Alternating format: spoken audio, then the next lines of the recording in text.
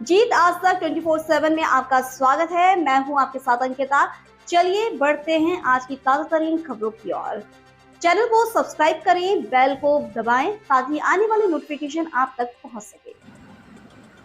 Professor doctor Ramnaresh शुक्ल एवं उनकी धर्मपत्नी शिक्षा विभाग से श्रीमती मोहिनी शुक्ल के मां नर्मदा जी की परिक्रमा तीर्थ कर अपने गृह निवास स्थान बड़वानी आगमन पर उनके सम्मान के लिए बड़वानी से समाजसेवी अब्दुल रजाक तिगाले, पूर्व retired chief medical officer doctor Abdul Rashid Patel, समाजसेवी सादिक चंदेरी, जिला पेंशनर अध्यक्ष विजय कुमार जैन, नगरपालिका रिटायर्ड अकरम खान सर, व्यापारी जलाल साहब, इकबाल मिर्जा, सलाउद्दीन शेख, साइना चंदेरी ने उनके निवास स्थान पर पहुंचकर पुष्प एवं मिठाई खिलाकर मुबारकबाद दी।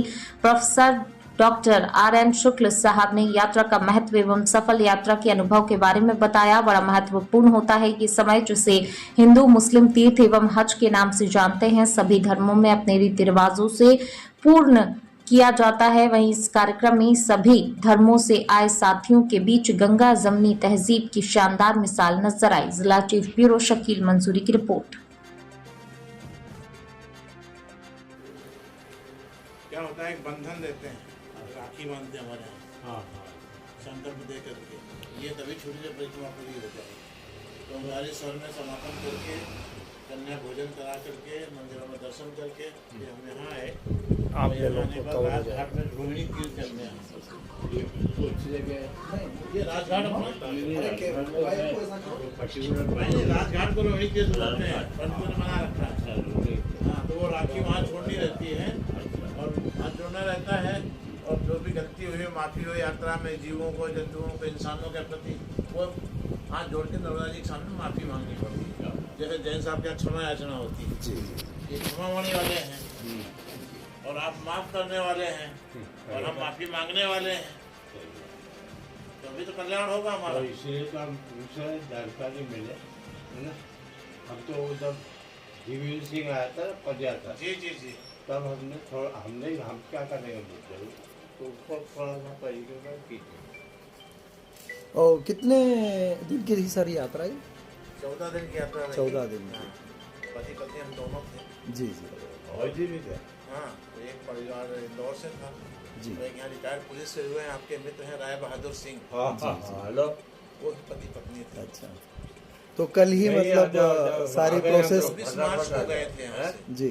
ओंकारेश्वर उनके घर पे ही, घर पे संकल्प दिलाया जाता है हमारी परंपरा में। जी। एक आचार्य पंडित लेना पड़ता है जी। और फिर वो पूजा पाठ होती है नर्मदा जी की, और नर्मदा जी का जल लिया जाता है। जी।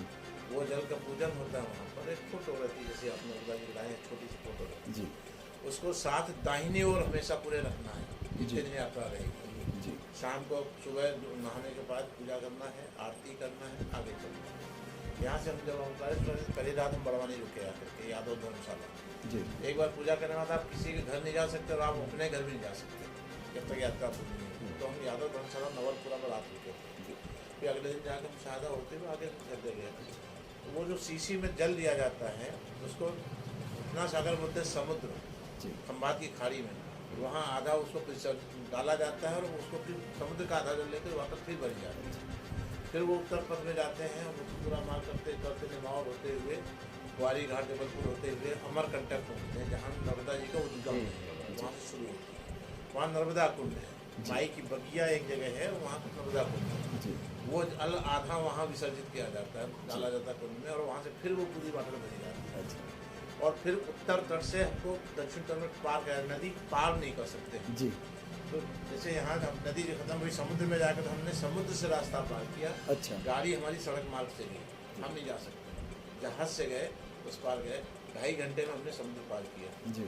और इधर है एक जगह नाम है विमलेश्वर, उस पार पहुँचते हैं तो मीठी तराई बोलते हैं। जी। समुद्र किनारे एक ऐसा गाँव है जहाँ मीठे पानी का, जहाँ खारा पानी समुद्र का, मीठे पानी का कुआं है। जी। वहाँ पहुँचते हैं, वहाँ पूजा पाठ होती है कि आगे करते हैं।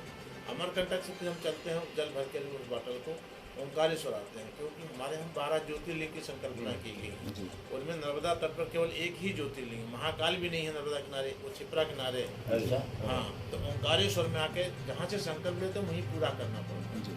तो वो जो शीशी का जल था, माता की पूजा करने के बाद एक पंडित को, आचार्य को बुलाना पड़ता है।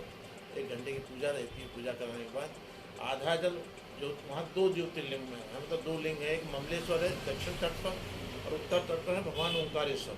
तो पहले ममलेश्वर के दर्शन करना है, पूजा करनी है और जल चढ़ाना है, उसे चढ़ाने के बाद ही नर्मदा पार कर सकते हैं, तब ओंकारेश्वर जाते हैं।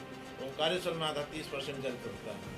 फिर क्या होता है कि ओंकार एक पर्वत है जहाँ शंकराचार्य की 108 प्रतिमा स्थापित की गई है शिवराज सिंह जी के जमाने में। वो एकमात्र शिवलोक ऐसा है जिसको बनाया जा रहा है वननेस के नाम पर पूरे देश में। वो 11 किलोमीटर की परिक्रमा पर्वत है। तो वहाँ 2 नदियाँ मिलती है, कावेरी नदी है और एक नर्मदा जी है, तो कावेरी संगम कहलाता है। वो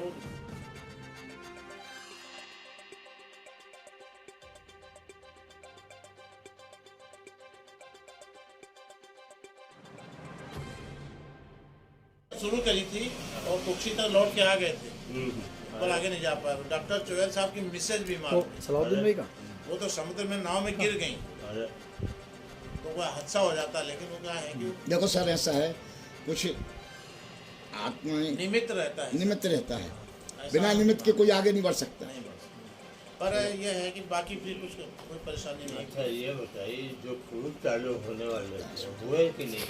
नहीं, क्रूज का भी कोई कंसेप्ट नहीं है सर। नहीं हुए। ताज़ा तरीन खबरों की ओर चैनल को सब्सक्राइब करें, बेल को दबाएं ताकि आने वाली नोटिफिकेशन आप तक